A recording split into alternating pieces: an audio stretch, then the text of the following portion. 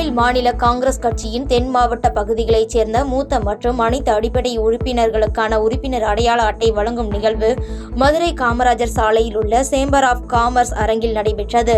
தொடர்ந்து அக்கட்சியின் தலைவர் ஜி.கே. வாசன் செய்தியாளர்களை சந்தித்து பேசும்பொழுது, அண்ணா பல்கலைக்கழக விவகாரத்தில் தமிழக அரசும் காவல்துறையும் உண்மை நிலையை மூடி மறைக்க நினைத்தால் மக்களுக்கு செய்யக்கூடிய அநீதி என்றும், டங்ஸ்டன் விவகாரத்தில் டெண்டர் போடும் பொழுது தமிழக அரசு வேடிக்கை பார்த்துவிட்டு கடைசி நேரத்தில் அதை எதிர்த்தது ஒரு புதிராக இருக்கிறது என விமர்சித்து பேசினார்.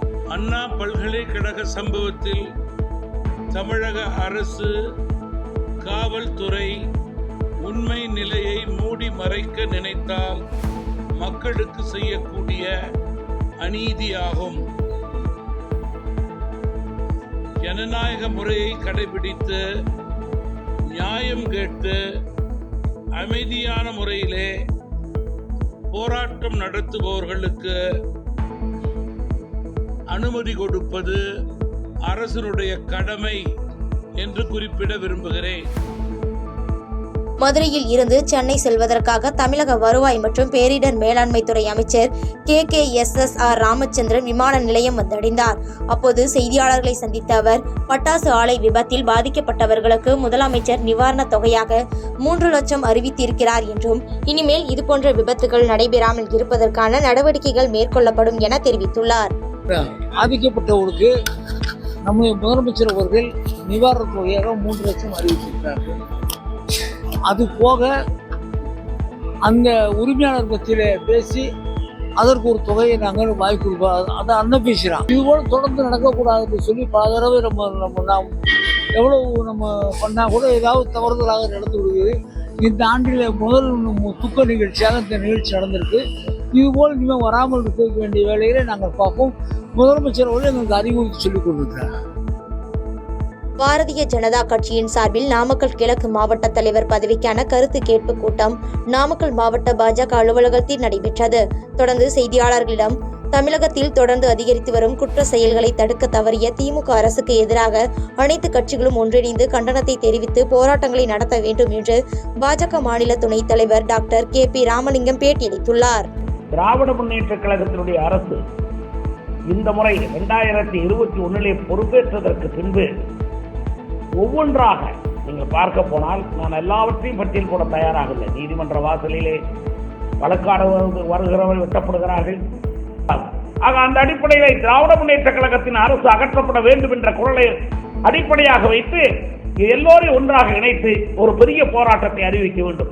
அந்த போராட்டம் நடைபெறுகிற போது நாடெங்கும் இன்றைக்கு கிளர்ந்தெழ வேண்டும். சென்னையை நோக்கி அல்ல, கோட்டையை தகர்த்தெறியக்கூடிய அளவிற்கு ஒரு வலுவான போராட்டமாக அந்த போராட்டம் அமையும். கோவை மாவட்டம் பொள்ளாச்சியில் இயங்கி வரும் சாந்தி நிகேதன் தனியார் பள்ளியில் பழங்கால நாணயங்கள், பண்டைய கால பொருட்கள் கண்காட்சி நடைபெற்றது.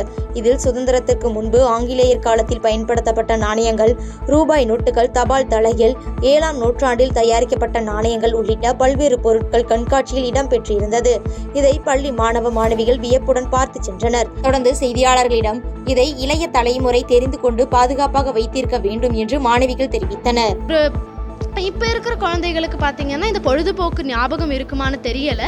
இந்த பொழுதுபோக்கு அவங்களுக்கு ஊக்குவிக்கிறது மூலயமா நிறைய கலைகள் அவங்க கற்றுப்பாங்க. இப்படி ஒரு பொருள் இருக்கிறதையும் கற்றுப்பாங்க. நிறைய கண்ட்ரீஸோட கரன்சிஸும் அவங்க தெரிஞ்சுப்பாங்க. தேனி மாவட்டம் ஆண்டிப்பட்டி அருகே டி. சுப்பலாபுரம் பகுதியில் புதிய கூலி உயர்வு ஒப்பந்தம் போட வலியுறுத்தி 5வது நாளாக விசைத்தறி தொழிலாளர்கள் வேலை நிறுத்த போராட்டத்தில் ஈடுபட்டுள்ளனர். மேலும் வேலை நிறுத்த போராட்டத்தில் ஈடுபட்டுக் கொண்டே பல்வேறு வடிவிலான போராட்டங்களை நடத்துவதற்கு இன்று விசைத்தறி தொழிலாளர்கள் ஆலோசனை கூட்டத்தில் ஈடுபட உள்ளனர். நெல்லை மாவட்டம் களக்காடு காவல் நிலையம் அருகே கக்கன் நகரில் வசித்து வரும் பாப்பாத்தி என்பவரது மகன் அதே பகுதியைச் சேர்ந்த ஒரு பெண்ணை காதலித்து வந்ததாக கூறப்படுகிறது. இதற்கு பாப்பாத்தி எதிர்ப்பு தெரிவித்ததால் இது குறித்து அந்த இளம் பெண்ணின் சகோதரன் இசக்கி பாண்டியன் என்ற திருநங்கையிடம் தெரிவித்துள்ளார். இதனால் ஆத்திரமடைந்த இசக்கி பாண்டி என்ற திருநங்கை தனது சக திருநங்கைகளுடன் காரில் வந்து பாப்பாத்தி அம்மாளை இழுத்து சரமாரியாக தாக்கியுள்ள இந்த வீடியோ தற்போது சமூக வலைதளங்களில் வைரலாகி வருகிறது. இதனையடுத்து பாப்பாத்தி அம்மாள் நெல்லை அரசு மருத்துவமனையில் சிகிச்சைக்காக அனுமதிக்கப்பட்டுள்ளார். மதுரை மேற்கு தொடர்ச்சி மலையின் அடிவார பகுதியான உசிலம்பட்டி மற்றும் அதன் சுற்றுவட்டார பகுதிகளில் உறைபனி காரணமாக பொதுமக்களின் இயல்பு வாழ்க்கை பாதிப்படைந்துள்ளது. மேலும் காலை 7 மணிக்கு மேலாகவும் இந்த உறைபனி ஏற்பட்டுள்ளதால் அதிகாலையில் விவசாய நிலங்களுக்கு செல்லும் விவசாயிகளின் இயல்பு வாழ்க்கை பாதிக்கப்பட்டது. சர்வதேச சுற்றுலா மையமான கன்னியாகுமரியில் வார விடுமுறையை முன்னிட்டு இன்று சுற்றுலா பயணிகளின் கூட்டம் அலைமோதியது. சூரிய உதயத்தை கண்டு உற்சாகமடைந்த சுற்றுலா பயணிகள் கடலில் குளித்தும் கடல் நடுவே அமைக்கப்பட்ட கண்ணாடி கூண்டில் பாலத்தை பார்த்து வியந்தும் செல்கின்றனர். மேலும் சுற்றுலா பயணிகளின் வருகை அதிகரிப்பால் கன்னியாகுமரி களை கட்டியுள்ளது. திருப்பூர் மாவட்டம் பல்லடத்தை அடுத்த மகாலட்சுமி நகர் பகுதியில் உரிய ஆவணங்கள் இன்றி பங்களாதேஷை சேர்ந்த நபர்கள் தங்கியிருப்பதாக பல்லடம் போலீசாருக்கு ரகசிய தகவல் கிடைத்தது. அதனையடுத்து அங்கு சென்ற போலீசார் அவர்களை காவல் நிலையம் அழைத்து வந்து விசாரணை மேற்கொண்டனர். அதனைத் தொடர்ந்து அவர்களை கைது செய்த பல்லடம் காவல்துறையினர் நீதிமன்றத்தில் ஆஜர்படுத்தி சென்னை புழல் சிறைக்கு அழைத்துச் சென்றனர். தருமபுரி மாவட்டம் பாலக்கோடு அருகே கூத்தாண்ட அள்ளியில் வசிக்கும் பழங்குடியின மக்களுக்கு வீடுகள் கட்டுவதற்கான பூமி பூஜை நிகழ்ச்சி மாவட்ட ஊராட்சி குழு உறுப்பினர் கவிதா சரவணன் தலைமையில் நடைபெற்றது. இதில் சிறப்பு விருந்தினராக முன்னாள் அமைச்சர் KP அன்பழகன் MLA கலந்து கொண்டு பூமி பூஜை செய்து அடிக்கல் நாட்டி கட்டிடப் பணியை துவக்கி வைத்தார். அரியலூர் மாவட்ட விளையாட்டு அரங்கில் மாவட்ட அளவிலான மாரத்தான் போட்டி நடைபெற்றது. இப்போட்டியை அரியலூர் மாவட்ட ஆட்சியர் ரத்தினசாமி கொடியசைத்து தொடங்கி வைத்தார். இந்நிகழ்ச்சியில் மாவட்ட ஆட்சியருடன் அரியலூர் சட்டமன்ற உறுப்பினர் சின்னப்பா கலந்து கொண்டார். நாமக்கல் மாவட்டம் புதுசத்திரம் அருகே மேல்மருவத்தூர் கோவிலுக்கு சென்றுவிட்டு பக்தர்களை ஏற்றி வந்த தனியார் பேருந்து பள்ளத்தில் கவிழ்ந்து விபத்து ஏற்பட்டது. இந்த விபத்தில் ஒரு பெண் கவலைக்கிடமாக உள்ள நிலையில் 20 பேர் படுகாயமடைந்து நாமக்கல் அரசு மருத்துவக் கல்லூரி மருத்துவமனையில் சிகிச்சைக்காக அனுமதிக்கப்பட்டுள்ளனர். மேலும் இதுகுறித்து புதுச்சத்திரம் போலீசார் விசாரணை மேற்கொண்டு வருகின்றனர். கிருஷ்ணகிரி மாவட்டம் போச்சம்பள்ளி அடுத்த அரசம்பட்டு அடுத்த கோட்டப்பட்டி கிராமத்தில் உள்ள JK தென்னை ஆராய்ச்சி மையத்தில் அரசம்பட்டி தென்னை விவசாயிகள் சங்கம் 1ஆம் ஆண்டு துவக்க விழா நடைபெற்றது.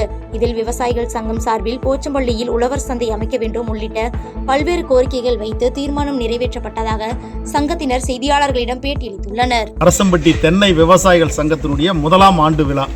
இந்த துவக்க விழாவுக்கு நூற்றுக்கணக்கான விவசாயிகள் வருகை புரிந்துள்ள அனைவருக்கும் வணக்கம். இந்த துவக்க விழாவில் சில தீர்மானங்கள் அரசுக்கு கோரிக்கையாக வைக்கப்பட்டது. புவிசார் குறியீடு பெற்ற தென்னை அரசம்பட்டி தென்னை, இந்த தென்னைக்கு ஒரு ஆராய்ச்சி நிலையம் இங்கு அமைத்திட வேண்டும் என்ற கோரிக்கை. அதே சமயம் அரசம்பட்டி தென்னை விவசாயிகள் சங்கத்தின் சார்பாக போச்சம்பள்ளி வட்டாரத்தில் போச்சம்பள்ளி நகரத்தில் ஒரு உழவர் சந்தை அமைக்க வேண்டும் என்ற கோரிக்கை வைத்துள்ளோம். பாதகம் செய்பவரை கண்டால் நாம் பயம் கொள்ளலாகாது பாப்பா. மோதி மிதித்து விடு பாப்பா, அவர் முகத்தில் உமிழ்ந்து விடு பாப்பா. அண்மை செய்திகளை உடனுக்குடன் தெரிந்து கொள்ள இணைந்திருங்கள் எம் நாடு தொலைக்காட்சியுடன்.